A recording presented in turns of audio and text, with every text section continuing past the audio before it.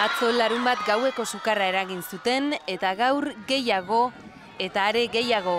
Donostia belaunikotu eginda Oliver Stone eta John Travoltaren aurrean, gaur gauean jasoko dute Donostia saria. It's a wonderful thing and should be accepted with grace and dignity.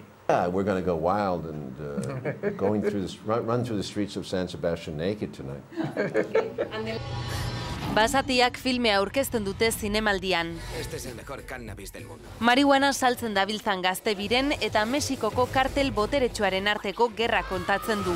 Bien artean, polizia ustela. If he was with the cartel, he was one type of guy.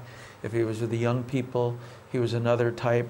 Argumentu honekin Basatiak pelikulak marihuanaren legalizazioaren eztabaida berpizten du. I think it should never have been banned in the first place, and the war on drugs has been a farce. Basatiak pelikulan pentsatu arazi egin nahi du Oliver Stonek plano mota ezberdinekin, ezusteko jirabirekin eta inork espero ez duen amaierarekin. Basta.